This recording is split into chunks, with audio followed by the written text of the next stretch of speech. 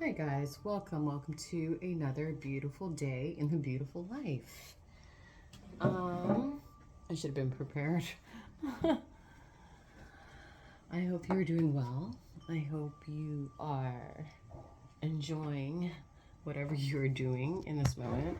And even if you aren't, I hope you are able to non-reactively move through that moment into something else. Because that's what it is. All it is moments in time. Moments in time that we are momentarily visiting and moving through. You know, it's when you keep yourself stuck in a segment of time, that's when things start looping and you get stuck in cycles. And I don't know about you guys, but I've said it in other videos, I am definitely a cycle breaker. I am definitely not one to want to stay in place for too long. And I think when I was younger, like I would have to my stubborn nature would make me stay in these cycles for really long periods of time. But as I get older, I'm just like I can see it straight away. If it doesn't bring me peace, if it doesn't bring me balance, then I certainly will dismiss it. I will not entertain it, I will not invest in it, and I will just move it along. You know, it's like window shopping. Just think of life as like you're window shopping in different windows of time, you know? And if you see something you like, then of course you like get in there and you invest yourself and you know, like give of your energy and your resources. But if it's something that you don't like, you know, while you're window shopping through the windows of time, then you just dismiss it. Period. I've been saying that for some time. Like, you know, like if you've been doing the inner work, if you've been like really like sitting with yourself, getting to know yourself, getting, you know, really intimate with what you like, what you don't like, what brings you peace, what brings you disharmony, then it's really easy for you to want to say, recognize these things straight away. And you can either retract or invest more of your time, energy, and attention into such things. As a people pleaser, I think a recovering people pleaser, recovering people pleaser, I think for most of my life, I didn't know who I was because I was too busy, like trying to please everyone else, make everyone else happy, make everyone else comfortable. And I think because I was so in tune with everyone else's energies, I almost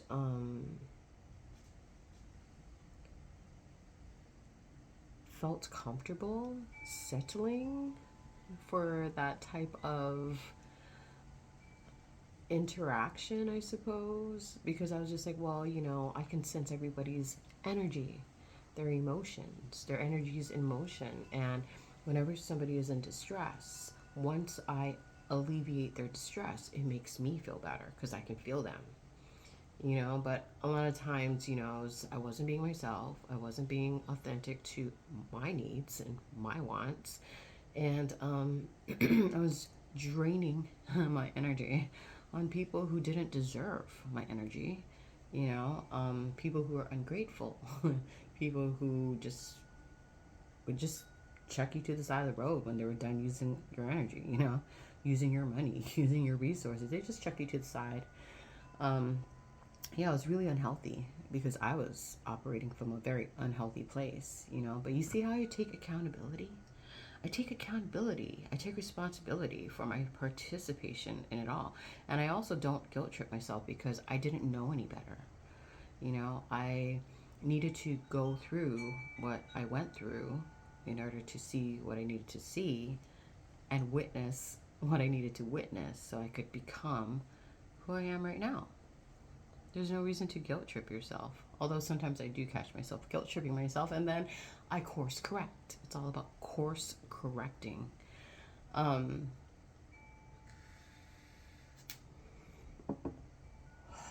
yeah, you basically, seriously, if you look at life There's windows of time, and you're window shopping for experiences, and you're window shopping, to see what you like and what you don't like. And once you step through a window of time, it's almost like you can either stay there and cycle, like repeat cycles over and over and over again, or this is the hardest thing, especially if you're not aware, if you're not self-aware, um, you can pull yourself out of the cycle and just dismiss it and move on to newer, better things, things that are more vibrationally matched with what you want to experience your life to be. Yeah, a lot of people, I don't think they know that they're in a cycle. I don't know that they know, because ultimately, it's just you're probably getting in your own way, But a lot of people don't know that they are in a cycle. They don't know that the cycle is toxic because it's been normalized, and a lot of people don't know how to step away from the cycle, and to get out of that cycle. Yeah, it takes, I don't know. People ask me, how do you do that? How do you do that? Dude, I don't know. I just spent a lot of time in self-analysis, a lot of time just kind of like, looking at a situation from different angles. And what I mean from different angles is from someone else's perspective, from my perspective. And even in the varying perspectives, there's like so many different angles to the perspective. There's different degrees and levels and layers. And so, I'm a fan. I'm a curious cat and a fan of knowing. I want to understand. And so I take time to do this. Whereas I don't feel like a lot of people take time to do that. Like they either react to life, or, they completely dismiss it without even trying to understand it. Yeah, I love, I love, since I was a child, I loved consuming information. I loved understanding things. I loved, just kind of like considering why things are, how things are, that maybe that's why I'm a considerate person. Yeah, a lot of people who don't consider things probably lack consideration. Isn't that what that's about? I consider things, you know. Even people who have hurt me, I will go and I will like literally sit with all the emotional trigger points, and I will go into depth, Does that make sense? Do you guys understand what I'm saying? For instance, let me give you a good example. If somebody betrayed me in the past, like say I invested a lot of time, energy, attention, resources, care, into a particular person or relationship, and this person or relationship ends up like betraying me in the worst way possible, I just kind of like, of course, there's a lot of like emotions that will come with that. There, because there's a love, there's a care, there's the consideration of the other person. Maybe that person isn't in the best. Maybe that person is in a very low vibrational space and they don't know any better. Okay. But I can also see the potential in that person, like why I stuck around, why I thought it was a worthwhile investment. But then it burned me, so I feel very disappointed. I feel very betrayed. I feel, like I feel stupid for like being fooled into like investing. But then at the same time, I know how that was necessary in order to come to the conclusions and the perceptions that you see what I'm saying. Like there's so many angles. That's just like the tip of the iceberg, guys. And I will sit with these things and I will mull it over in my mind. I will unravel things, and I will spend many hours on my own, all alone, unraveling these things. I would rather do that than watch some trashy television show or some trashy movie, or like, I don't know, like play mindless video games. And I'm not downplaying those things, because everybody needs something sometimes to escape from the reality because it's painful. But for me, it's just like I will move into the pain. I will like look at it. I will see it. I will sit with it. I will understand it, you know, from my side, from another person's side, you know, and that's what I consider fun. Like, for me, it's just like, why watch mindless TV with all the advertisements when I can just sit with myself, when I can sit in life and watch it right now, real time, you know? And I will like revisit past timelines, potential future timelines, all in the present moment. It's really strange. And I have no attachment to it. Like before, when I was younger, I would be so, you know, I'd be so codependent. I'd want to attach to people, attach to timelines, you know, try to keep it in place. And now I'm just like, you know, I'm good. I'm just going to like see things just as they are and accept things just as they are and move the way life needs me to move. You know, it's not even how I want to move. I'm just going to move with what life wants me to move with, you know.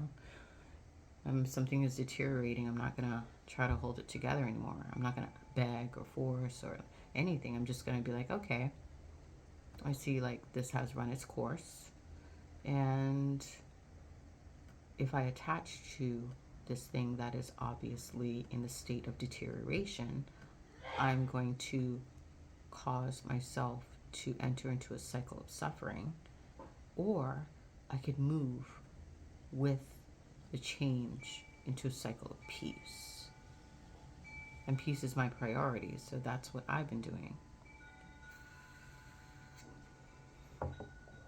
I acknowledge the highs, I acknowledge the lows, I acknowledge the in-betweens, and I try to do it from a place of equanimity so that I don't cast judgment or, you know, because when you cast judgment on something, you obviously have a trigger point that you haven't attended to yet, which is an attachment.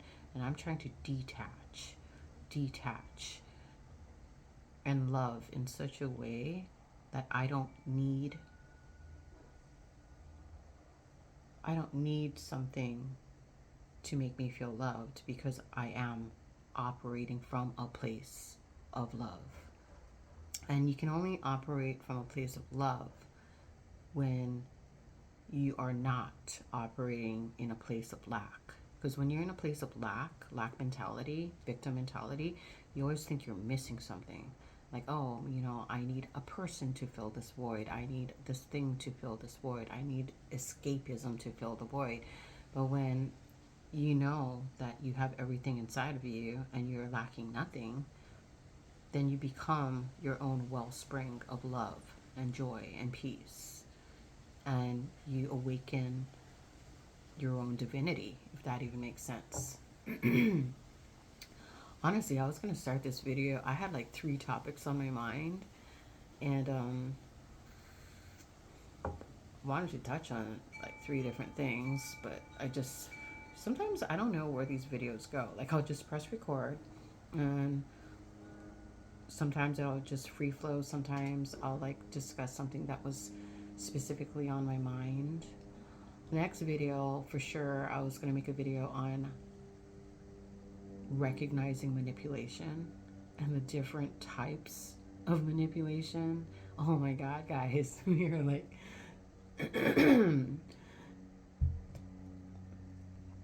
we are living in a society that is heavily enmeshed in the spells of other people.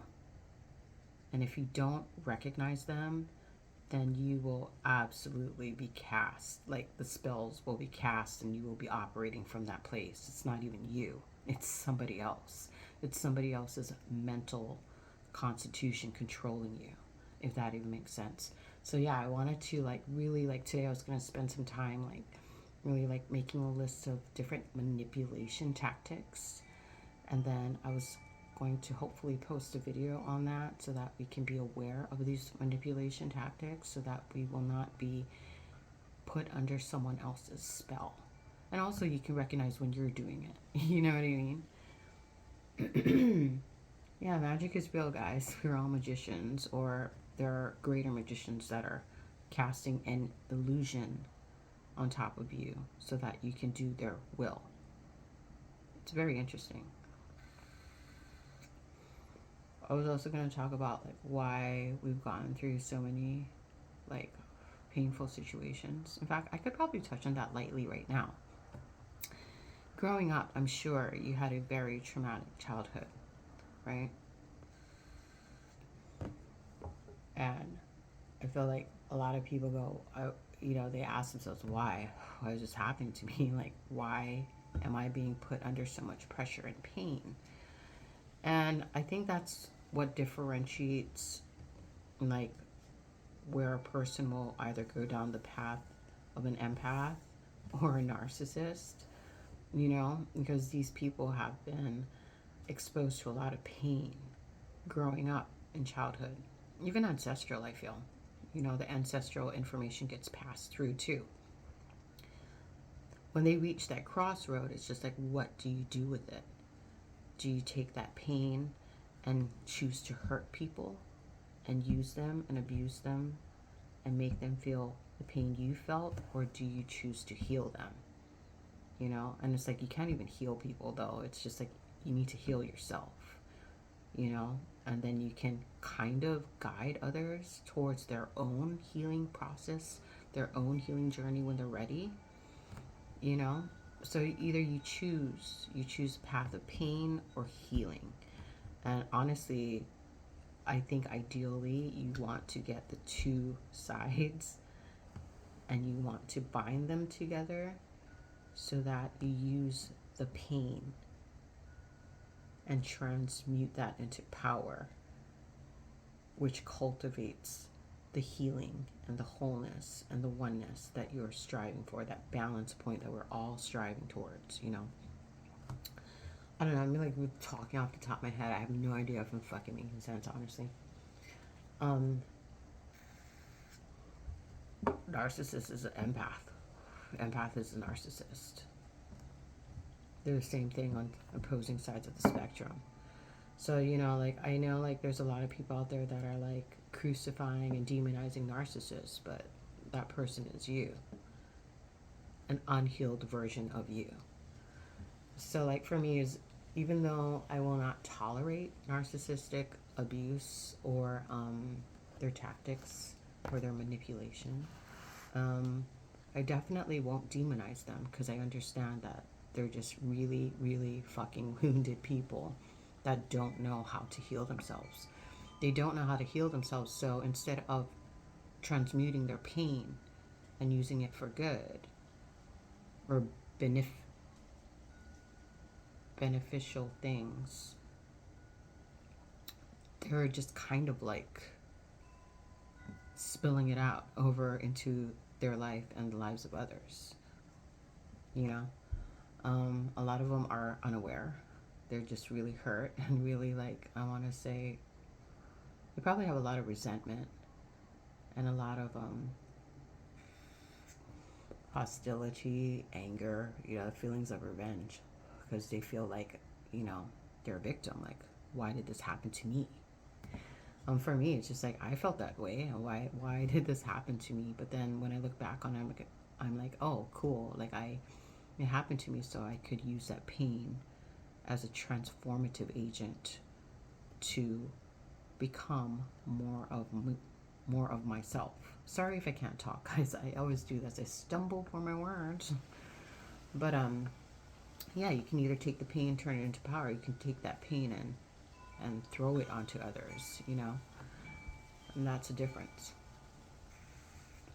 And then I was thinking about, I'm like, maybe that's not a bad thing, because the narcissist, if it wasn't for narcissists, the empath wouldn't go through the necessary pain that they would need to acquire in order to become powerful.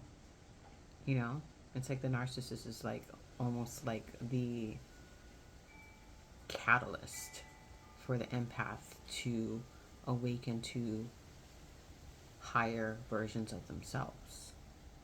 You know, you can't have the light without the dark. You can't have the dark without the light. It's always that balance, you know? And eventually, as things progress and move in an evolutionary way, those narcissists will eventually become empaths and will probably move on, and somebody else will come and take their place. That's the circle of life, you know what I'm saying? I don't know if I'm making sense. Anyways, I've been rambling for like 20 fucking minutes, and it doesn't even feel like 20 minutes. But if you learned something from this video, cool. If you didn't, that's cool too. I hope you are having a most blessed day. I hope you're taking care of yourself. I hope you are embracing all parts of yourself, the dark, the light, the in between, you know, because that's how wholeness starts. That's how finding the balance point within yourself starts. That's how peace starts. And it's not an egotistical thing. It's like almost like you need to like acknowledge the ego, but not allow it to overpower the choices and decisions that you make in life. You know what I mean? Like, think of the ego as a consultant that you can, or that you can choose to listen to or choose not to listen to. You know? Ego is there to protect you, but at the same time, it's like sometimes the ego doesn't have the best, I want to say, advice. And sometimes your mind doesn't even have the best advice. It's here. Like, this is you, right here, your heart. You know, and then the mind and the ego are consultants. You know, that's why like a lot of people have wars within themselves, because they're letting their mind and their ego like overrule and overrun how they choose to live the life. Whereas you should be living from your heart, you know, because that's in the heart you can take everything and you can almost like you have all the angles and you can make decisions from that space, you know, how it makes you feel. How it makes you feel. If it doesn't make you feel good, that's a no, despite what your mind and your ego is telling you. You know, it's like when you listen to the mind and the ego, they want to protect you, but they also like, I want to say, lead you towards like, I don't know, destructive decisions. But maybe you need to go through that in order to, I don't know, awaken another version of yourself. You know, ego death. Anyways, I don't know what I'm saying anymore. Yeah, if you're like taking away anything, cool. If you're not, cool. I just make these videos to make them. Have a beautiful day. Thank you for stopping by. Amen.